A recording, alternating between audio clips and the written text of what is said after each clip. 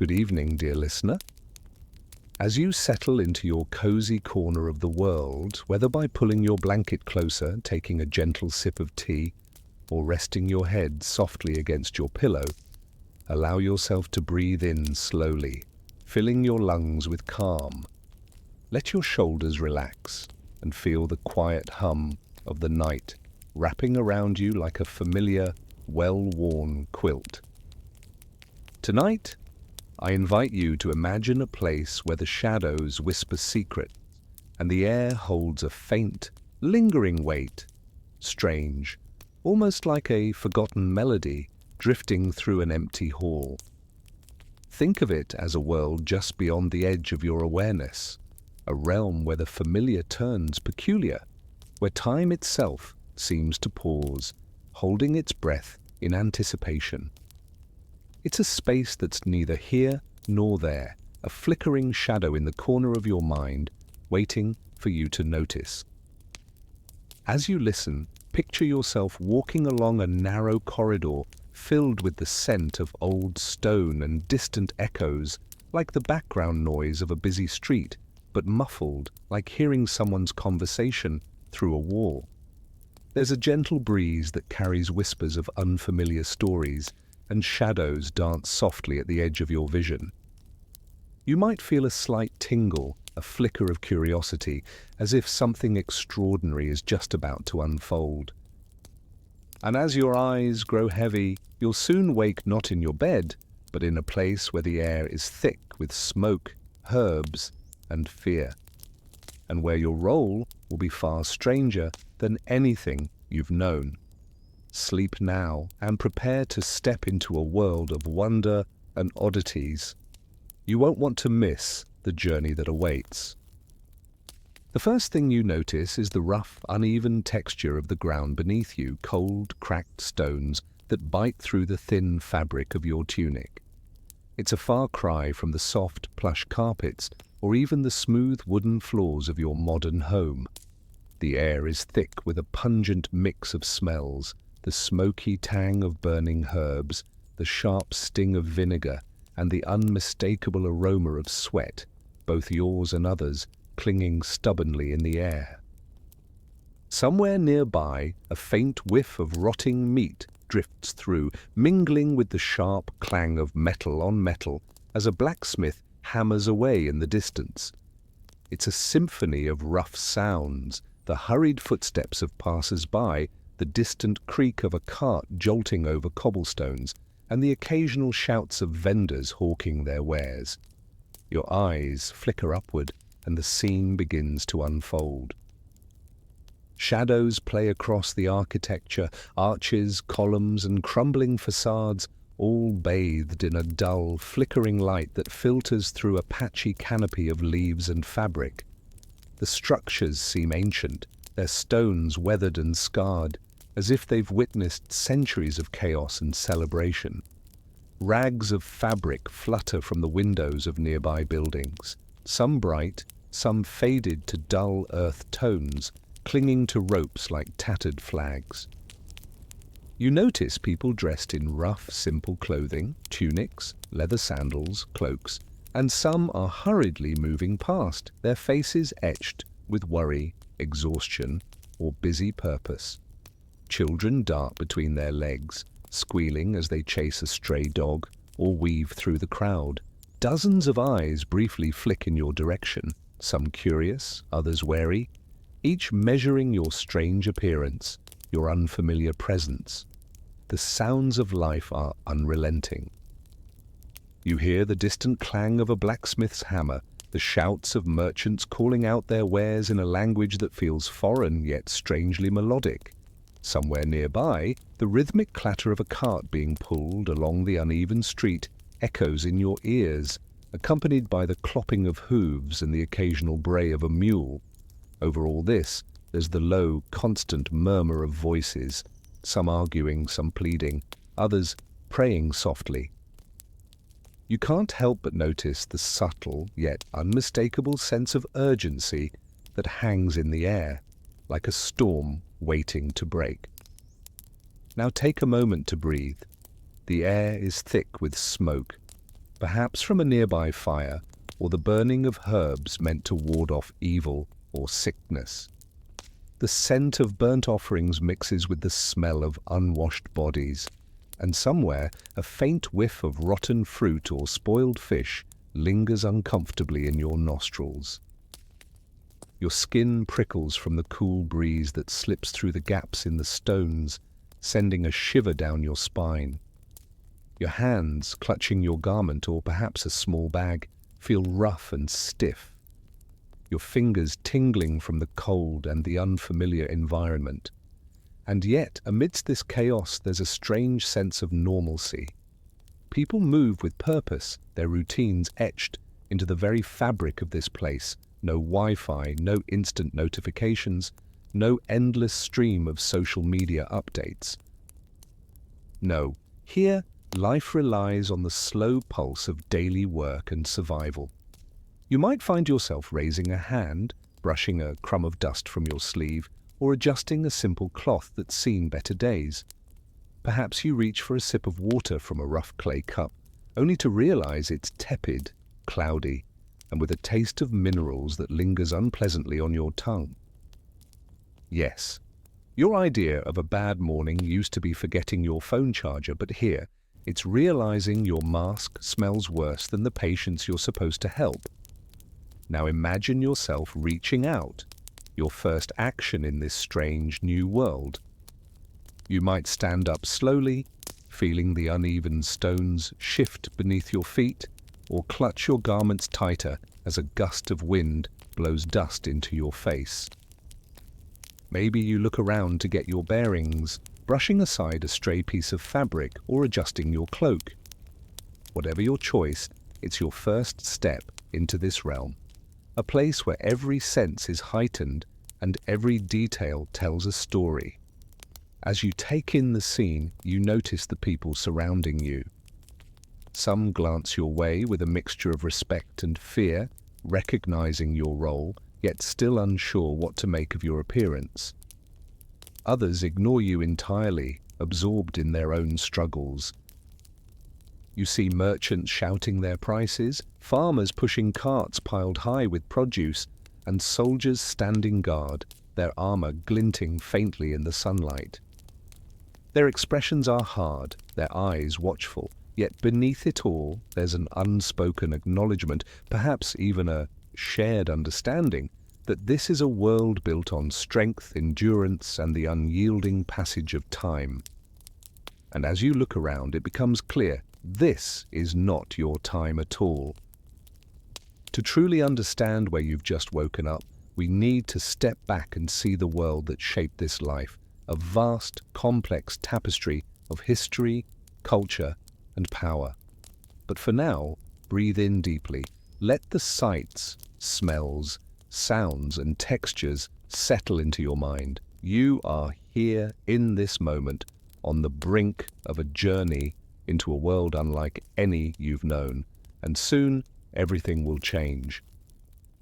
You find yourself living in a time where the world is a vastly different place, where the shadows of great empires stretch across the land, and every day feels like a chapter out of a storybook written long ago. You've woken up in the heart of the Roman Empire during the height of its grandeur and chaos, perhaps under the reign of a ruler whose name is lost to us, but whose influence still echoes through the stones and streets. It's the 2nd century AD, a time when Rome is not just a city, but an entire world, an empire stretching from the misty British Isles to the sun-baked sands of Egypt, from the lush forests of Germania to the bustling markets of Antioch. The air you breathe is thick with history and ambition, wrapped in the scent of olive oil, roasted grains, and the faint aroma of incense that wafts from temples and homes alike. It's a time when the ancient world is at its peak, yet teetering on the edge of countless upheavals and mysteries. Imagine, for a moment, the society you inhabit, a complex tapestry woven with threads of nobility, religion, commerce, and struggle. The social structure is clear, yet layered like a well-made mosaic. On the top, sit the patricians and senators, those who hold power, wealth, and influence. They dine on bread and wine, surrounded by slaves who serve and tend to their every whim, their lives a continuous game of political chess. Beneath them are the plebeians, craftsmen, laborers, and merchants, working tirelessly to keep the city alive, their days filled with the clang of hammers, the shouts of vendors, and the relentless march of the marketplace. And then there are the slaves, whose lives are dictated by their masters, often harsher than any modern workday, yet sometimes punctuated with strange moments of freedom or kindness. The divide between the rich and the poor isn't just measured in coins, it's written into their very existence. Power in Rome is a fragile thing. Who commands, who obeys, and who survives often depends on wit, luck, and sometimes sheer brutality. The emperor's word is law, but behind the scenes, senators and generals pull strings, competing for influence like players in a high-stakes game of chess, with the lives of thousands hanging on each move. The city's rulers are surrounded by advisors, priests, and soldiers, all vying for favor while maintaining the illusion of order. The streets are a hive of activity where a senator might stride past a street performer juggling flaming torches, or a merchant haggling over silks and spices with someone whose accent is as thick as the city's dust. It's a world where a single decision could mean wealth or ruin, life or death, and where fortune often favors the bold or the cunning. Now picture the physical environment around you. The city of Rome itself is a marvel, a sprawling maze of marble temples, aqueducts, bustling forums, and narrow alleyways that wind like veins through the heart of the city. The roads are uneven and paved with stones, some so slick they're more like skating rinks when it rains. The marketplace is louder than Black Friday, but with more pigs than people, shouts of vendors hawking everything from fresh fish to freshly baked bread, the clatter of carts loaded with produce, and the squeals of farm animals. In the distance, you might hear the distant ringing of bells or the call of a street crier announcing an upcoming event, perhaps a gladiatorial show or a religious festival. Your daily rhythm is dictated by the sun and the city's busy heartbeat.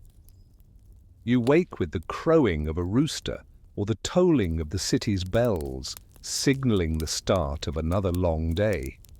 In this era, taking a bath is almost suspicious, like announcing to your neighbors that you're planning something shady. Instead, you might wash your face at a public fountain, where the water is cool but carries the smell of algae and old stone. People's routines are repetitive, crafting, trading, praying, and navigating the crowded streets, each activity a small piece of the grand mosaic of Roman life. And let's not forget how different the concept of hygiene is here.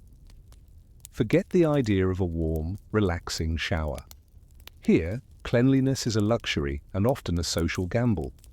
Washing your hands or face in a public basin exposes you to the curious glances of neighbors, or worse, gossip that could spread faster than a rumor on social media. The idea of personal privacy is almost non-existent. You might find yourself holding your nose as you pass by a street where the smell of burnt herbs, vinegar, and unwashed bodies mingles in a fragrant chaos.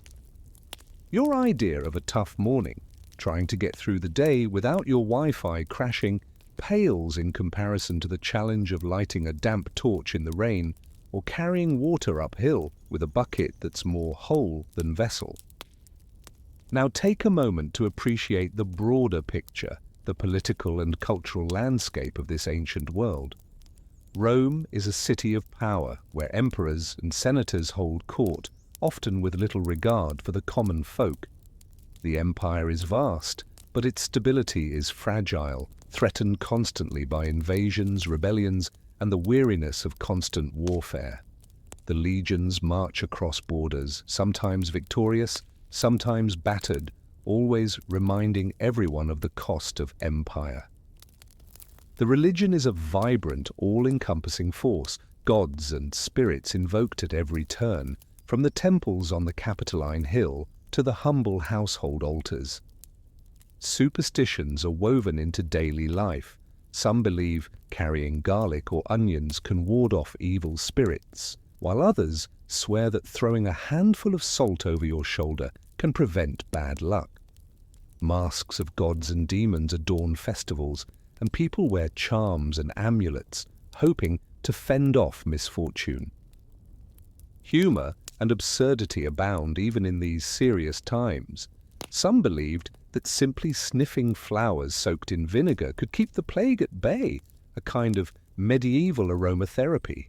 Others swore that keeping a small figurine of a cat in your pocket would bring good luck, or that wearing a particular color could ward off evil spirit. Like fashion and superstition had combined into a bizarre, protective armor. The world was full of mysteries, rituals, and strange beliefs that often made the chaos of life a little more bearable. As you now begin to see the bigger picture, the vast, intricate universe of Roman life, know that this is only the surface. The real journey begins when we zoom in closer into the details of your daily routine, your body, your home, and your habits. For now, let this overview settle in your mind, an introduction to a world of grandeur and grit where survival is a game of wit, endurance, and sometimes just plain luck. Sleep well, knowing that soon we'll explore what it truly meant to live, breathe, and perhaps to fail in the shadow of the mighty Roman Colosseum. The air inside is thick with the scent of smoke and dampness, a mixture of burnt wood from the night's fire and the lingering aroma of last night's stew. If you're lucky enough to have had one, you stir slowly, your muscles protesting after a night spent on a mat of woven reeds or rough wooden planks, and you stretch, feeling the stiffness in your limbs like a reminder that yesterday's toil is far from over. Your first instinct is to find water, perhaps from a clay jar or a basin of rough oak, cold and slightly murky, yet enough to splash on your face. You dip your hands into the basin, feeling the chill seep through your fingertips, and splash a handful of water over your cheeks, trying to wash away the sleep and the dirt. It's a simple act, but one that feels almost like a ritual, more about necessity than indulgence. No fragrant soaps or fancy cleansers here, just water, sometimes tepid, sometimes downright icy, and a cloth or rag that's rough against your skin, leaving behind a faint scratch that makes you wince. If you're lucky, you might have a scrap of linen or wool to wipe your face, but often it's just a quick splash and a breath of relief, or a grimace at the smell of unwashed sweat lingering in your nostrils. And forget your 10-step skincare routine. Here, survival means splashing some water, hoping the smell of yesterday doesn't scare the neighbors, and maybe smearing a bit of oil or crushed herbs to mask the scent. Speaking of herbs, you might reach for a bundle of dried rosemary or thyme, rubbing a few leaves onto your neck or wrists, a primitive attempt at perfume, or to keep away illnesses blamed on spirits or bad air. Some believe that a whiff of vinegar can purify the air around you, so a small jar of it might sit on your shelf, though it's more for warding off evil than for freshening your breath. As you go about the morning, you can't help but chuckle at the simplicity of it all. Your modern life's obsession with perfect skin, scented soaps, and long baths seems like a distant dream. Here, it's just about not smelling too offensive before stepping outside into the noisy, crowded streets. Now let's look around your home or shelter, what little there is, made of rough-hewn wood, mud, and stone. The walls are dark and uneven, with patches of soot from the fire that keeps the chill at bay. The furniture is sparse, a sturdy wooden table, a few chairs carved from logs, maybe a bench or two covered with woven mats. Everything feels textured, rough, uneven, with splinters that catch your skin if you're not careful. The scent of burning wood mixes with the dampness of the walls, creating a smell that's both comforting and a little oppressive. Utensils of clay and bronze sit on shelves or hang from hooks, simple cups, bowls and spoons, often chipped or stained from years of use. When you sit down to eat, the food is as humble as your surroundings. You might nibble on some stale bread, its crust thick and hard as a rock, paired with a slice of aged cheese that might have more mold than cheese. Perhaps you sip a bowl of thin, salty broth, more about sustenance than flavor, like drinking a mouthful of seawater with a few floating bits of herbs or grains. Drinking water is always a gamble. Sometimes it's best to filter it through a cloth or let it sit in the sun to kill bacteria. But here, you take what you get. Your taste buds are usually assaulted by the raw, earthy flavors, and your stomach grumbles in protest, reminding you that you're far from the convenience of a latte or a smoothie. As for your body, well, it's a resilient thing, though not always comfortable. Your clothes are rough and coarse, wool or linen tunics that feel like hugging a hedgehog, especially when they're damp or too tight. The fabric itches in all the wrong places, and the weight of your heavy sandals or leather shoes makes your feet ache after a day of walking on uneven stones. Every step is a reminder that comfort is a luxury. Here the stride is stiff and slow, as if your limbs are still adjusting to this rugged life. You might notice a patch of itching from a flea bite or a small scrape from bumping against a rough wall. Nothing serious, just part of the daily routine of survival. Your skin, often exposed to the elements, is weathered and a little rough, hardened by sun, wind, and the constant contact with coarse fabrics and dusty streets. In this world, your idea of a cozy, soft sweater is laughable. Here, it's wool that feels like hugging a prickly hedgehog, and the notion of a warm bath is almost mythical, reserved for the wealthy or the very lucky. Morning means food, and the first meal is simple but necessary. You might take a piece of bread, hard as a brick, and break it with a satisfying crack. You chew slowly, tasting the dry, slightly sour flavor as a slice of aged cheese or a small handful of olives might follow. If you're fortunate, a cup of wine, sour, cloudy, and with a bitter aftertaste, might wash it all down, providing a brief moment of warmth or courage before facing the day. Drinking here isn't an act of pleasure but a ritual of necessity, a way to steel yourself against the hardships ahead. And then there are the rituals, those strange, often superstitious practices that keep you connected to the unseen forces believed to govern your health and safety. You might wear a small amulet, a carved stone or a piece of metal, around your neck, hoping it will ward off sickness or evil spirits.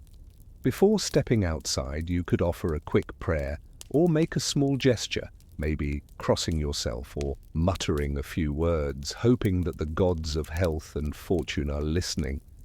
Incense might burn faintly in a corner, its smoky tendrils curling upward as you breathe in the fragrant, slightly acrid scent, trying to purify the space or appease the spirits. Perhaps you even whisper a prayer to the household gods, trusting that their protection extends to another day of survival in this unpredictable world. All of this might seem strange, even amusing, to a modern eye. These daily routines of washing with cold water, rubbing herbs on your skin, and offering tiny prayers. But to you, it's simply life, a series of small acts and rituals woven into the fabric of your existence. You might feel a strange mix of acceptance and resignation, knowing that this is the price of living in a world where comfort is scarce and survival is a daily challenge. Yet as you prepare to step out into the wider chaos, the bustling streets, the noisy markets, the unpredictable encounters, You carry with you this quiet resilience. Your body, your home, your routines, they're all part of the game, a slow-moving dance of endurance that keeps you moving forward, one day at a time. Sleep well, for tomorrow's challenges await, and you'll need all your strength to face them. The ground beneath your feet is uneven, pocked with mud puddles from last night's rain, patches of dust kicked up by hurried footsteps, and stones worn smooth by generations of travelers. As you make your way forward, the soundscape unfolds, the distant clatter of carts over rough paving, the muffled calls of vendors hawking their wares, the shouts of children playing or squabbling, and the rhythmic clang of metal from the blacksmith's forge. Your cloak sways slightly with your movement, and you carry a small leather bag, perhaps filled with herbs or tools, and wear a mask with a long beak, a strange but necessary accessory in this world. The air smells of dried herbs, burnt incense, and the faint scent of animal sweat. You notice the way people glance at you, some with a mixture of respect and suspicion, others with outright wariness, as if your presence alone might carry some unseen danger. Children stare at you, half curious, half terrified, clutching their mother's skirts or daring to peek with wide eyes. Adults nod politely or give curt nods, understanding your role but not quite trusting your intentions. Your journey begins at the edge of the marketplace, the bustling heart of the community, where merchants shout over one another, their voices layered like a chaotic symphony. You weave through stalls piled high with fresh fruits, vegetables and spices, the air thick with the aroma of ripe figs, fragrant herbs, and the pungent tang of fermented fish. Market vendors, some grizzled, some jovial, gesture wildly, trying to attract your attention while their hands work feverishly to arrange their goods. The clang of a metal hammer on an anvil echoes nearby, and the scent of hot steel mingles with the smell of crushed olives and baked bread. You are a figure of authority here, expected to perform your duties, to assess, to heal, or perhaps to advise. Your role is clear: to examine the sick, to diagnose ailments, to dispense herbs or potions, and to burn contaminated clothing or linens to prevent the spread of disease. Imagine the sensation of the rough leather of your gloves brushing against the skin of a patient's arm, or the faint prick of your finger as you take their pulse. Simple tools, but vital in this world of primitive medicine. Forget your modern medical kit. Here, your equipment consists of dried herbs, small vials of oil, and a handful of crushed garlic or thyme. Some doctors believed that carrying a cane wasn't just support, it was for poking patients from a safe distance, a tool to avoid direct contact with potentially infected bodies.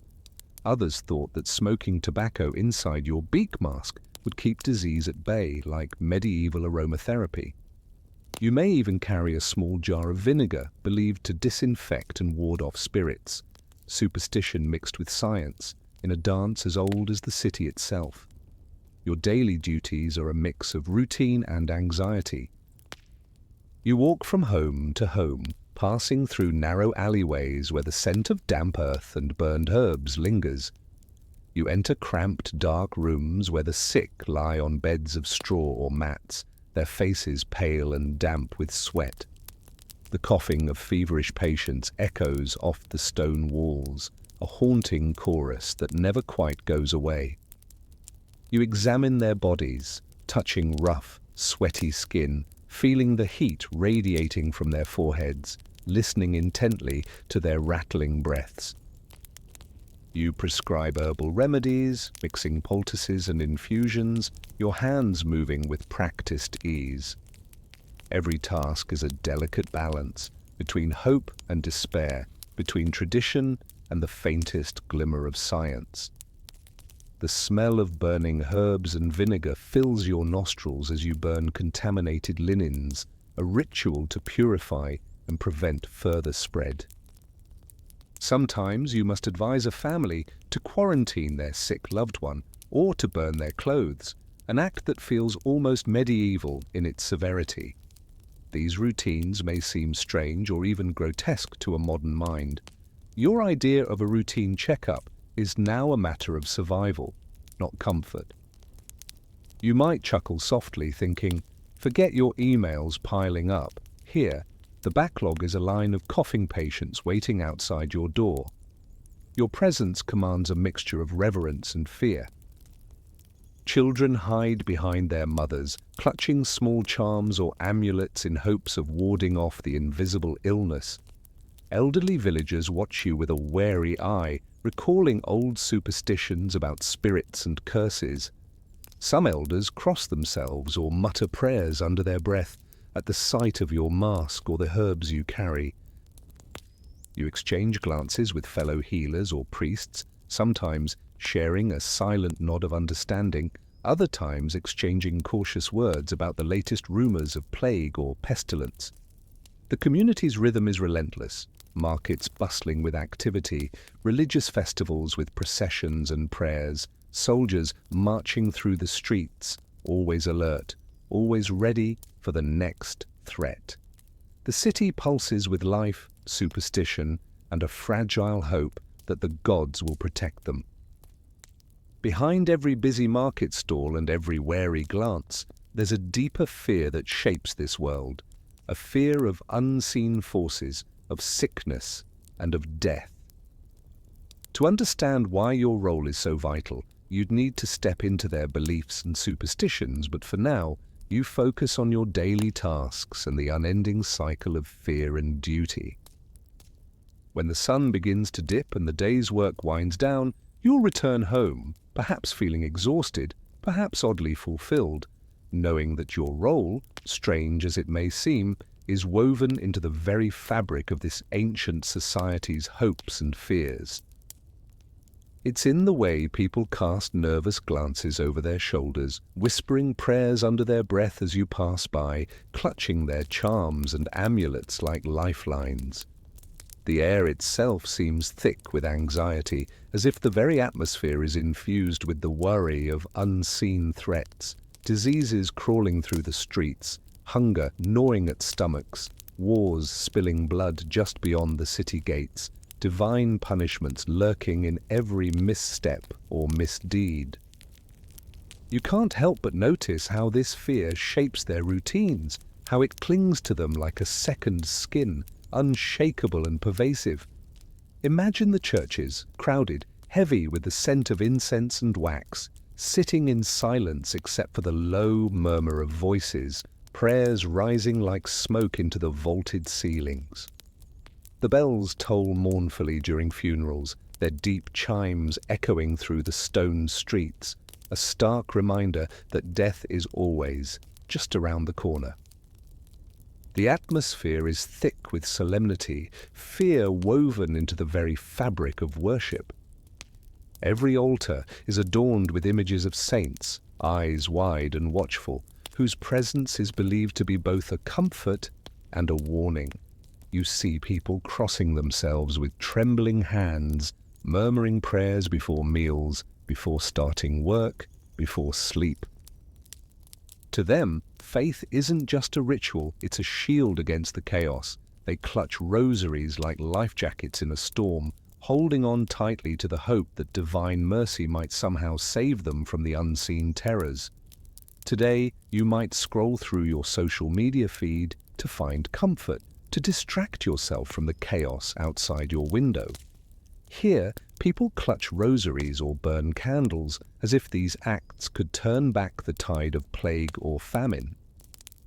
They whisper incantations, some in Latin, others in their native tongue, hoping to ward off spirits or sickness. Superstitions are woven into their daily routines, hanging amulets of iron to repel the evil eye, carrying dried herbs in pouches, or drawing symbols on their doorframes with charcoal or chalk.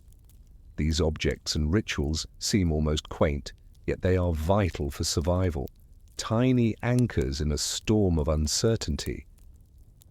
Think of it as the medieval version of essential oils, except with a slightly higher chance of accidental poisoning. Some believe that the air itself is poisoned, miasma they call it, the rotten breath of the earth and decay that spreads disease. They go to great lengths to cleanse the environment, burning aromatic herbs, sprinkling vinegar or salt in doorways, or even smearing animal blood on thresholds to keep spirits and sickness at bay. Imagine the smell of sulfur, burnt sage, and something more primal, damp earth, mixed with the acrid sting of smoke. It's almost humorous in its desperation, like a community-wide attempt at aromatherapy, but with a much higher risk of inhaling the wrong thing and ending up worse than before. Fear here is like the smoke from 100 chimneys. You breathe it in whether you want to or not. It coils around you when you least expect it, settling in the corners of your mind, whispering that disaster is just a breath away. The collective anxiety binds the community, yet it also divides. There are those who are certain that the pestilence is divine punishment, sent from the gods to smite the wicked, so they burn offerings, perform rituals, and whip themselves in the streets in hopes of earning divine mercy. Others believe that certain objects or actions can ward off the worst, carrying a dead toad in your pocket, believing it would absorb the pestilence's essence, or whipping your back until it bleeds, thinking the pain would convince the gods to turn their wrath elsewhere. It's a strange mix of superstition and desperation. You might chuckle internally, thinking, it's the medieval version of essential oils, except with a slightly higher chance of accidental poisoning. Yet these rituals are deeply ingrained, passed down through generations, woven into the fabric of daily life. People wear amulets carved from bone or stone, some shaped like eyes, others like animals, believing these symbols can ward off evil spirits or bad luck. They sprinkle crushed herbs on doorsteps or chant prayers that have been repeated so often they sound like a lullaby for fears too big to name. Every object, every gesture is designed to push back the darkness, to keep chaos at arm's length. But the fears aren't just personal, they're collective and contagious. The community lives on edge, always alert for signs of trouble. When someone falls ill, whispers spread like wildfire. It's the pestilence, or the gods are angry. Accusations fly, and suspicion turns neighbors into enemies overnight. People point fingers at those who seem different, foreigners, the poor, or those with strange markings, believing they might be carriers of the sickness, or worse, witches or heretics spreading evil. You witness mobs gathering, shouting accusations, sometimes even lynching individuals they deem cursed or dangerous. Fleeing in mass, they abandon their homes or hide behind locked doors, convinced that the only way to survive is to stay hidden and pray harder. You, as a healer or priest, find yourself caught in this web of fear. To some, you are a savior, someone who can interpret divine signs, cure the sick, and perhaps, just perhaps, hold back the darkness. To others, you are a suspect, an agent of death or a charlatan stealing what little hope remains. Your presence is met with wary glances, whispered prayers, and sometimes outright suspicion. When you pass through the crowded streets, people clutch their charms tighter, murmuring silent prayers for protection. They look at you with a mixture of reverence, fear, and doubt, wondering if your herbs and prayers are truly effective or just another superstition. And yet, amidst all this fear, there are strange, almost surreal practices, quirky rituals that seem bizarre to modern eyes but are taken very seriously here. Some believed that carrying a dead toad in your pocket could ward off the plague, thinking its corpse absorbed the disease's essence. Others thought that whipping themselves in the streets, sometimes until they bled, would earn divine mercy, as if pain alone could sway the heavens. Imagine a community where the line between faith and madness blurs, where the air is thick with incense, blood, and hope, each mingling in a dance as old as time itself. Fear here is like the heavy fog that settles in the early morning, silent and persistent, wrapping everything in a shroud of uncertainty. It keeps communities tightly wound, always looking over their shoulders, always clutching their charms, always whispering prayers to unseen forces. And just beyond their collective consciousness, the threat of death, whether from pestilence, famine, or divine punishment, lurks like a shadow, always present, always waiting. But even in this world heavy with fear, people still reached for one another, sought solace in shared rituals, in the warmth of a neighbor's hand, in the simple act of lighting a candle or crossing themselves. And beyond the prayers and charms, there were bonds that kept life moving, fragile, human, and surprisingly familiar. Because in the end, even in a society trembling on the edge of chaos, the need for connection, whether through faith, superstition, or simple kindness, remains a quiet, unbreakable thread. You see neighbors leaning on one another, not merely for bread or warmth, but for something deeper, a flicker of comfort that only another heartbeat nearby can provide. It's in the way an old man steadies a trembling woman's hand as she lights a lamp, or how children huddle close during a dusk prayer, their small bodies pressed together against the cold. In this world of hardship, human connection remains a fragile but vital thread holding the fabric of society together. Step into a household and you'll find that family life is an intricate web, more support than prison, yet often a cage of obligations. Imagine a modest home where a mother tends to her children, her face lined with worry, but her voice soft and reassuring.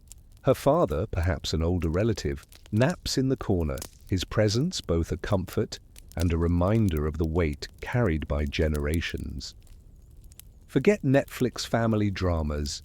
Here, your cousin might sleep on the floor 2 feet from you every single night, sharing a blanket that's seen better days. It's a life built on routine, on shared burdens, on the silent understanding that no matter how tough things get, you're not alone.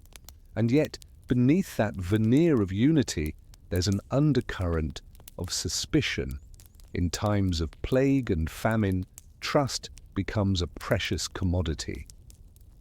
You might witness neighbors exchanging small parcels of bread or herbs, whispering secrets like conspirators. A shared loaf of bread becomes a symbol of solidarity, but also a potential source of guilt if it's stolen or spoiled. The gestures are quiet, an arm around a shoulder, a whispered piece of advice, a knowing glance. These little acts of kindness can be fragile, easily broken by envy, rumor, or fear. Romance, too, finds its own space amid the chaos. Lovers steal furtive glances across smoky taverns, their eyes flickering with promises of future vows, if the gods are willing. A young couple might whisper promises of marriage beneath the flickering light of a candle, their hands trembling as they exchange small tokens, perhaps a ring carved from bone or a simple cloth. Imagine the thrill of a secret meeting in the shadows, where a stolen kiss feels like defying the very forces of death and despair. Your modern swipe on a dating app? Here, it's a glance across a crowded agora, and maybe a dance if the fiddles are playing softly enough. Hierarchies weave their way through these social bonds. A noble lord's daughter might exchange polite bows with a humble craftsman, but beneath the civility, the gulf of status is clear. The clergy commands respect, cloaked in robes carrying staffs, their voices echoing authority during sermons or rituals. You, as a healer or a priest, occupy a unique space, revered by some, feared by others. You might be considered a conduit of divine will, or perhaps a suspicious outsider whose knowledge borders on magic. Your role is complex, respected, yet always under scrutiny. When you walk through the crowded forums or religious festivals, you feel the weight of their gazes, some reverent, others suspicious. And what about the communal gatherings that punctuate daily life? The scent of baked bread wafts through the streets during a festival, mingling with the aroma of roasted meats and spiced wine. During processions, people line the streets, brightly dressed, their voices raised in song, their hands clapping or waving as statues of gods are carried past. You might find yourself in the midst of a wedding, where the air is thick with the smell of fresh herbs and the sound of flutes and drums. Or at a funeral where the mourners wear black, their tears mixing with the smoke of incense rising from their offerings. Touching hands in greeting, exchanging glances over a shared cup. These moments are the glue that keeps the community alive. But it's not all harmony and warmth. Rivalries simmer beneath the surface, disputes over land, accusations of witchcraft, jealousies sparked by a new suitor or a disputed inheritance. Gossip spreads faster than wildfire, and a single rumor can turn friends into enemies overnight. You might witness a heated argument in a marketplace, fingers pointed, voices raised, as accusations of sorcery fly. Sometimes that tension erupts into violence, fists clenching, shouts echoing through the narrow streets, all under the watchful eyes of wary bystanders. Life here is a delicate dance, balancing the need for community with the ever-present threat of betrayal or violence. And let's be honest, your role in all this is anything but simple. Whether you're the healer, the priest, or the local magistrate, you're always under observation. People might see you as a savior, capable of curing their ailments and calming their fears when your herbs work and your prayers are answered. Or they might view you with suspicion, wondering if you're part of the problem, a charlatan or worse, a conspirator in some dark plot. You catch whispers as you pass. Is he to be trusted? Or he's probably just here to steal our secrets. Some nod politely, others turn away with a wary glance. You feel the weight of their expectations and their doubts pressing down on you, like the weight of a heavy stone on a thin branch. And amidst all this, a few bizarre customs survive, almost comical in their absurdity.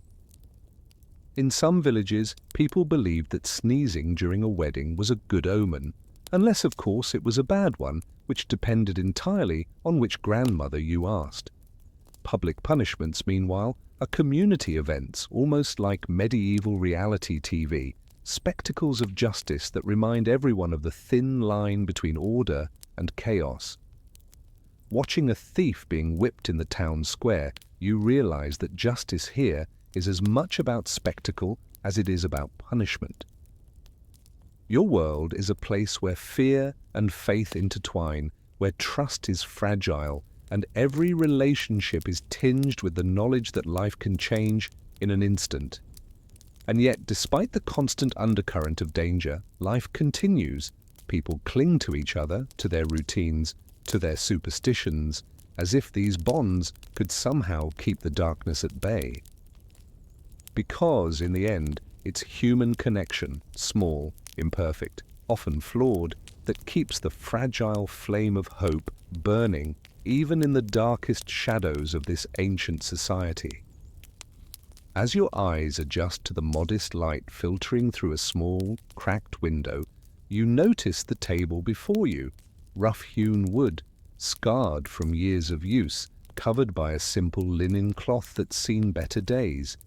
Its surface bears the uneven pattern of knife cut, and the faint, oily sheen of olives and herbs pressed into its grain. Nearby, a cracked trenchers of coarse bread lies partially broken, the edges blackened and crumbly, waiting to be torn apart. The air is filled with a medley of smells: sour vinegar, the faint tang of fermented fish, the pungent aroma of garlic and onions sautéed with herbs, each whispering stories of countless shared meals. The soft glow of a flickering oil lamp casts a warm, amber hue across the scene, illuminating the tiny cracks in the clay bowls and the dull gleam of simple metal utensils, knives with blunt edges, wooden spoons, and battered cups. You reach for a wooden spoon, feeling its rough surface worn smooth from years of use, and dip it into a steaming bowl of pottage, a thick, hearty mixture of legumes, barley, and vegetable scraps, seasoned with whatever herbs are at hand. It's a meal born of necessity, but it fills the stomach and warms the soul. As you lift a spoonful, your senses are awakened by the taste, earthy, slightly bitter, with a hint of salt from the preserved fish. And you realize how much this simple fare sustains not just the body, but the community. This is everyday life, a crusty loaf of coarse bread, a bit of cheese cured to a firm texture, a handful of eggs from the farm, and perhaps a few pickled onions or a piece of dried fig. The kinds of foods that don't dazzle with luxury, but carry the weight of survival, each bite a reminder of the labor and patience that went into producing them. In the marketplace earlier, you saw the vendors shouting over one another, bartering for freshly baked bread, plump olives, or dried herbs. The baker's stall was a flurry of activity, the scent of warm dough, the crackle of a crust forming as loaves were pulled from the oven. Pungent barrels of vinegar, jars of salted fish, and bundles of dried beans lined the stalls, inviting the hungry to choose their daily sustenance. You might have crossed paths with a baker whose face, smudged with flour, grinned as he handed you a loaf wrapped in a rough cloth, or a merchant offering bright oranges or fragrant spices, saffron, cinnamon, or pepper that shimmered like treasures in the dim light. The market is a hive of noisy life, where the clatter of clay pots and the shouts of vendors create a constant hum. Here, the act of buying and selling is a ritual, a dance of gestures and glances that speaks of necessity and hope. You see a child tugging at his mother's sleeve, begging for a sweet date or a shiny nut, while an old woman examines a bunch of fresh herbs with delicate fingers. The food is more than sustenance. It's a symbol of status, of community bonds, and of survival. The wealthy might indulge in roasted meats, perhaps a tender chicken, or a small hare, seasoned with costly spices and served on a platter of carved stone. Their tables gleam with fine pottery, and their cups are filled with a dark, fragrant wine that whispers promises of comfort and warmth. But for most, the daily meal is humble and repetitive, grain porridge or bread dipped in vinegar, eaten hurriedly to face another day of toil. And yet, even in this simplicity, there is ritual. Before eating, you might make a small prayer, bowing your head and offering thanks to the gods for the sustenance. Washing your hands in a basin of cool water, sometimes scented with herbs, is a small act of reverence, an acknowledgement that this meal is a gift, not a rite. The rules of etiquette are minimal but meaningful, a measured portion, no waste, and a shared sense of modesty. It's a far cry from the elaborate banquets of the elite, where goblets of fine wine and roasted game are served amidst laughter and music. Here, the focus is on necessity and community, on sharing what little is available, and on the quiet dignity of a simple meal. As you eat, you might listen to the distant sounds of the town, faint laughter from a tavern, the rhythmic pounding of a blacksmith's hammer, or the soft hum of a lute played by a wandering musician. The city breathes around you, alive with the promise of another day. And when the meal is finished, the community's rhythm continues, people returning to their tasks, children playing in the dust, and the streets filling once more with life. Because after all, nothing unites quite like sharing a meal. whether it's a humble bowl of pottage or a feast with all the trimmings. It's the moment when bodies and spirits renew, ready to face whatever tomorrow brings. And of course, after the last crumb, the city seeks its next escape: music, laughter, and a few stolen moments of joy against the looming darkness of night. Because even in a world of hardship, the simple act of sitting down to eat reminds everyone that life, with all its struggles, still has its small pleasures, waiting just beyond the next street corner, ready to be enjoyed. As you step away from the humble table, your footsteps lead you out into the cool evening air, where the glow of lanterns spills across narrow cobblestone streets. Shadows stretch long and gentle, blending into the dusk like lovers merging at the edge of night. The faint, warm scent of stale beer mingles with the dampness of moss and wet wood, whispering of taverns that breathe life into the quiet hours. Somewhere in the distance, a faint murmur of laughter escapes from a tavern door, carrying with it the promise of stories and mischief. You walk past a cluster of small stalls, their wooden awnings sagging under the weight of dried herbs, nuts, and woven ribbons. The air hums with a muted energy, a delicate tension between merriment and the unspoken awareness that beneath the joy, shadows still lurk, rituals of superstition, whispers of fears that refuse to die with the setting sun. Reaching the local inn, you find yourself inside a space alive with a rough, welcoming chaos.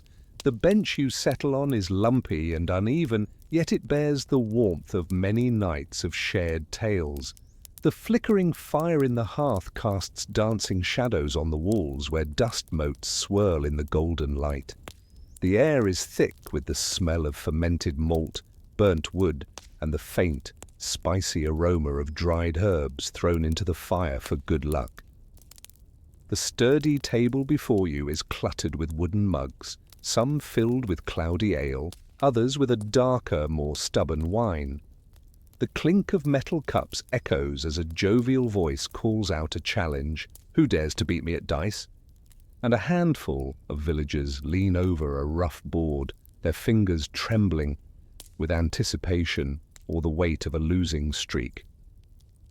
The dice tumble across the table like promises of fortune, landing with a clatter that's as predictable as the bills at the end of the month. Nothing certain, just the hope that luck will favor you, even if it plays dirty.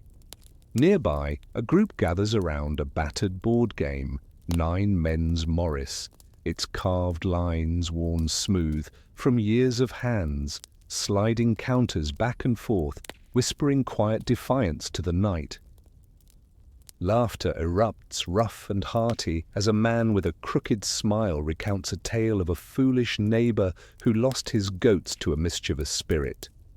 The humor is imperfect, some notes flat, some jokes predictable, but it's honest, woven into the fabric of their shared life. The voices rise and fall like the tide, ebbing with the rhythm of conversation and the occasional burst of a song.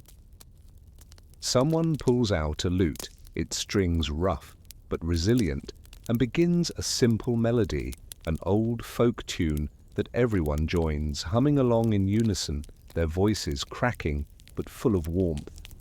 The feet shuffle in a circle, and a few brave souls attempt a simple dance, boots stamping out a dull rhythm on the dirt floor, sweat pooling beneath their collars, but smiles never fading. As the night deepens, the scene shifts, silent yet filled with movement.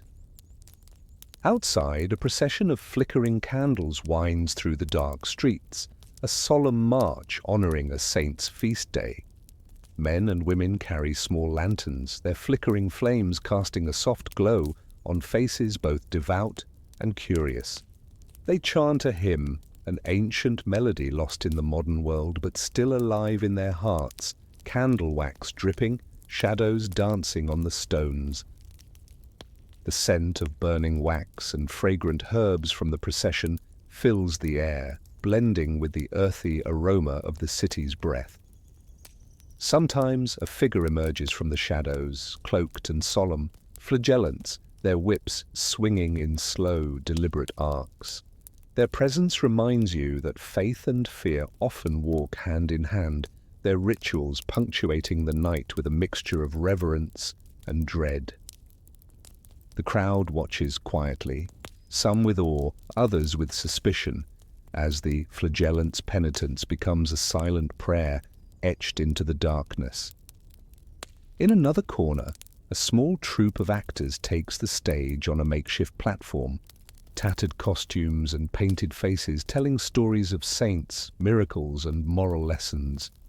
The play is simple but heartfelt, a morality tale told with exaggerated gestures and bursts of laughter. The audience, some rapt, others whispering or whispering prayers, watches as characters enact their fates, their voices rising over the crackle of a nearby fire. The actors' voices are untrained but earnest, their movements clumsy yet sincere. When the act ends, applause erupts, claps and whistles, followed by a pause, as if the night itself holds its breath. Nearby, a small shrine glows with candles and sprigs of herbs, dedicated to a local saint, offering a moment of quiet reverence amid the revelry. Yet the night isn't without its darker notes. A handful of flagellants continue their silent procession, their figures ghostly in the flickering light. Sometimes a whispered rumor spreads about a public execution or a superstitious omen, snippets that ripple through the crowd like a breeze through dry leaves. The superstitions cling tight, whispering that certain dances or silences might sway the favor of divine forces, or that the night's silence could hide a curse. You sense the tension, the delicate balance between celebration and fear, woven into every gesture, every song, every prayer. When the crowd disperses, some linger near the edges, eyes cast down, contemplating the thin line between faith and superstition, life and death. As you take it all in, the flickering candles, the rough laughter, the solemn prayers, you feel the weight of your role as a witness, a healer perhaps, or an outsider observing a world that breathes with a mixture of hope and terror. Your presence commands respect, even in moments of shared joy. A glance from a villager, a quick, nervous touch to the edge of your cloak reminds you that beneath the festivities, the shadows of dread remain. The city's heartbeat persists, rising and falling with each song, each prayer, each step, knowing that between these moments of fleeting happiness, the cycle continues unbroken. Life begins anew with each dawn, and the night, however lively, inevitably gives way to silence. And so, amid laughter and shadows, you understand, everything begins and ends here, woven into the endless tapestry of existence. When the last candle flickers out and the distant bell tolls softly, it echoes the truth. Every festival, every dance, every prayer is a fleeting burst of brightness against the darkness, a reminder that all stories, no matter how joyful, are destined to find their quiet conclusion. But for now, you breathe in the night's complex harmony, knowing that tomorrow will bring its own stories, its own struggles, its own fleeting moments of grace. In the quiet hush of the chamber, a gentle hand guides a newborn into the world. The midwife's voice is a soft whisper, blending prayers and lullabies as she dips a cloth into warm water, wiping away the remnants of birth. The tiny face, pink and fragile, emits a small, urgent cry, a bell tolling the start of life's fleeting journey. The air is thick with the scent of soap made from herbs, mingled with the faint aroma of dew-spattered linen. The baby is wrapped carefully in a rough cloth, pressed against the warmth of a mother's trembling hands, an unspoken hope cradled in fragile flesh. Outside, The distant chime of a church bell echoes, a reminder that life begins and ends within the same breath, that each soul is a fleeting spark in the vastness of time. As the days pass, promises are sealed beneath the arch of a humble church. A young couple stands side by side, one holding a small worn purse, the other clutching a simple band of metal. The blessing is brief but heartfelt, a community gathered in quiet witness. The priest's voice, steady and reassuring, speaks of union, of shared burdens and joys, as the bride's hand is slipped into the groom's, their fingers entwined like roots seeking nourishment. A slice of bread, a pinch of salt, symbols of sustenance and permanence, are exchanged amidst a few murmured words, the community's silent approval echoing in every nod and smile. In this moment, amid the flicker of candles and the scent of beeswax, the future is quietly promised, fragile yet hopeful, like a delicate thread spun into eternity. From the forge, the tools of labor pass from hand to hand, an iron plough, a carved wooden spindle, each bearing the imprint of generations. An elder's advice, soft yet firm, echoes as you sit on a weathered bench, its surface carved with initials and dates, a silent testament to stories shared and sacrifices made. The weight of history rests in these simple objects woven into the fabric of daily life. The warmth of the wood beneath your palms, the faint scent of oil and smoke anchors you in a continuum of effort and tradition. Every dent and groove whispers of labor, of lessons learned in the quiet hours, of the unspoken promise to carry forward what came before. But then, a shadow falls, a sudden sickness, a fever that clings to the body like a stubborn fog. The bed is humble, rough wood, a blanket of coarse linen, a bowl of bitter herbs. Murmured prayers drift through the room, pleas for mercy, for relief. The healer's hands are steady but weary, their touch gentle yet tinged with helplessness. Anointing with oil, whispers of scripture, the last rites.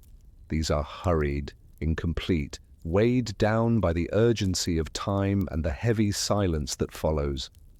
The weight of mortality presses into the space, a reminder that even in the midst of hope, life's fragile thread can snap without warning.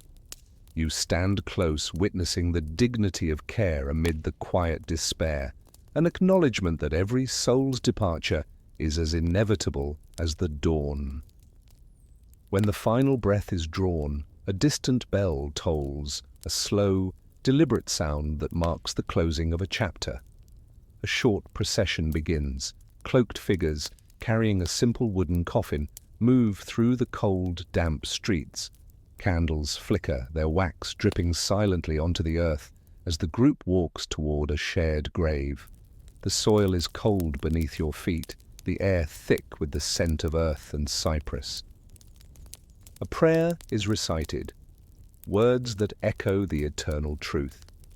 To everything there is a season, a time to be born, and a time to die.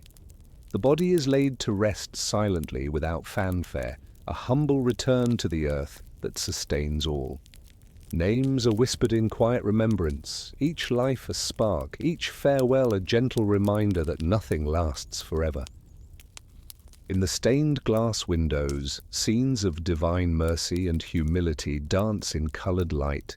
Skulls and bones remind us of mortality, not as a curse, but as a sacred part of the cycle. The frescoes depict the dance of life and death, a macabre beauty that humbles even the proudest hearts.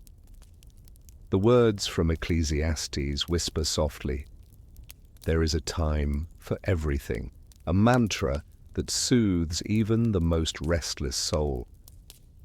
The candle's flame flickers and diminishes, a slow fade into the night, the glow ever retreating but never extinguished.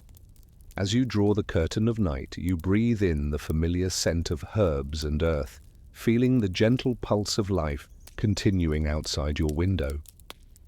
Every breath, every heartbeat, is a testament to the fragile miracle that is existence, born anew each dawn, sustained by small acts of love and hope.